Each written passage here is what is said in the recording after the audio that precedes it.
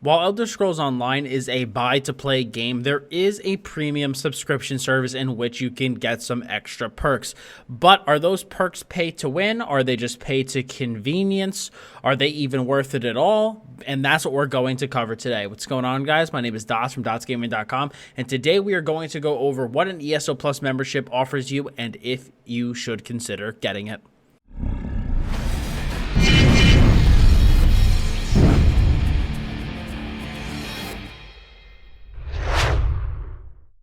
So the Elder Scrolls Online does run off of a buy-to-play model, so the subscription for ESO is not necessary. You could just buy the base game or whatever copy of ESO you want that has as much content as you want, and you could just play the game free and clear with no problems. But if you want to get some extra perks, you could subscribe to ESO Plus and gain access to a bunch of different things. And, you know, the price of ESO Plus is what you would expect from your standard MMO pricing, where if you buy it for every month, it's going to be $14.99 a month, with the price scaling, you know, down as you buy more and more a month. So the price for the 1 month recurring is $14.99 a month. The 3 months recurring is $13.99 a month. The 6 months recurring is $12.99 a month, and the 12 months recurring is $11.99 a month. But is this worth it? Should I buy it? How do I know if I should get it? In my opinion, ESO Plus really does offer a very good amount of stuff for what you're paying for. They really do a great job at making ESO Plus worth it. And in my opinion, there's no pay to win, no issues with that. That's one thing I've always really given ESO a lot of credit for, is that their monetization strategy is very healthy overall. Most of the stuff in the Crown Store is just very cosmetic. It makes, you know, inventory management and such much easier, but nothing that's going to give you an unfair advantage over your opponents inside of combat, where you start to cross lines and pay to win. And that the way that they handle things are very, very good. So the features that you do get from ESO Plus is you get access to all of the DLC for free. So as long as you are subscribed to ESO Plus, you do get access to all of the DLC as they come out. Note that this does not include chapters. So the Elsewhere chapter is currently not available through ESO Plus. You must buy Elsewhere separately. But next year, when next year's chapter is released, whatever that chapter may be, Elsewhere will most likely be moved to the Crown Store as a DLC, and you will get Elsewhere as a ESO Plus member, and then just have to purchase whatever that new chapter is. So basically, they always move the previous year's chapter into the Crown Store and bundled in with ESO Plus when the next chapter comes out. But with ESO Plus, you do get access to the other 3 DLCs that come out every single year. You also do get access to crowns. You get the corresponding amount of crowns to the amount of money you spend. So for the 1 month recurring, it's 1,650 crowns a month. 3 months is 4,950. 6 months is 9,900, and 12 months is 19,800. So you do, even just on top of all the other bonuses, get the actual amount of crowns that you're spending money for. You get access to some premium deals where you get a pretty decent discount on some stuff in the Crown Store, as well as some free ESO Plus exclusives like statues for your house and some other cool little cosmetic things. You also gain access to the craft bag, the holy craft bag, where that is your infinite storage container for all crafting materials. And this is, in my opinion, one of the biggest draws to ESO Plus. But if you do not have ESO Plus, because this is one of the biggest questions I always get, Dots, is ESO Plus necessary for this? If you can't afford it, or if you're just testing out the Elder Scrolls Online, you don't need to buy ESO Plus.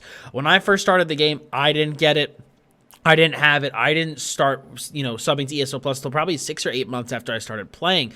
But inventory management in the game without ESO Plus is definitely a bit challenging, which is why I have a guide on my channel that does cover how to manage your inventory without ESO Plus. So if you would like to just test the game, or maybe you cannot afford that subscription, feel free to check out that guide so you can learn how to properly manage your inventory until such a time that you can actually purchase ESO Plus for yourself. In addition, you also get double bank space. Double bank space, again, is just extremely helpful, makes the inventory management process much easier, and you do get a little bit of increased progression. So you get 10% bonuses to experience, crafting inspiration, trait research, and gold acquisition from like looted mobs and other things. You also get double furnishing space, so 2 times the amount of allowable furnishings and collections inside of your player housing. Double the transmutation crystal storage, so instead of only 100 transmutation crystals for changing gear traits, you can hold 200 at a time, and you're also able to dye your costumes other colors at the outfit station. So in my opinion, ESO Plus, they really do a good job of making it worth it for you. For your subscription fee per month, you really do get a ton of value. You get the crown value that you're actually spending the money for, and you get all of these other bonuses. So if you can afford it, I would absolutely recommend that you do buy it.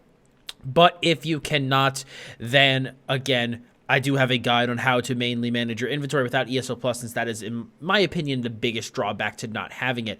Do keep in mind that every now and then ESO does offer a free ESO Plus trial where they'll basically enable it for everybody in the game, and you can access it for a short period of time. Now, some common FAQs that I do get about ESO Plus. What happens if I have ESO Plus and cancel it? What happens to all of my stuff? Any items you've acquired from your DLC areas, you get to keep. It's not like RuneScape where they turn into member items and you can't use them anymore. If you've gotten something from a DLC and it's in your possession, you still have it. In regards to the craft, you just can't go to those areas anymore. That's like the biggest thing. You can't go to those areas. In regards to the craft bag, you can withdraw from your craft bag, but you can't deposit into your craft bag. So all of the stuff will still remain in there. It's just that you cannot deposit into it anymore. You can only withdraw. And I believe the way it works for the bank is that all of your stuff will remain in your bank. It's just that as you withdraw items, you're not going to obviously be able to deposit them back into your bank, since your bank space will have been cut in half. So that is something to keep in mind, because those are like the most common questions I do get about ESO Plus and what happens if I have it and cancel it. So hopefully that does answer those commonly asked questions. But if you do have any other questions or inquiries about ESO Plus, if it's worth it, etc., please feel free to leave a comment below. If you guys like this little overview of ESO Plus, I'd appreciate if you slapped a like on the video. For more, great ESO content, other video game stuff here on the YouTube channel, please hit that sub button as well as hit the bell to keep notifications on. I just wanted to make this really quick overview of ESO Plus. Again, I haven't made a solo guide on ESO Plus in probably 2 years, and it was a time that this guide got an update. So hopefully you guys found this very, very helpful. So thank you all so much for stopping by today. I appreciate it very much. As always, I'm Dots Gaming, and I'll see you all in the next video.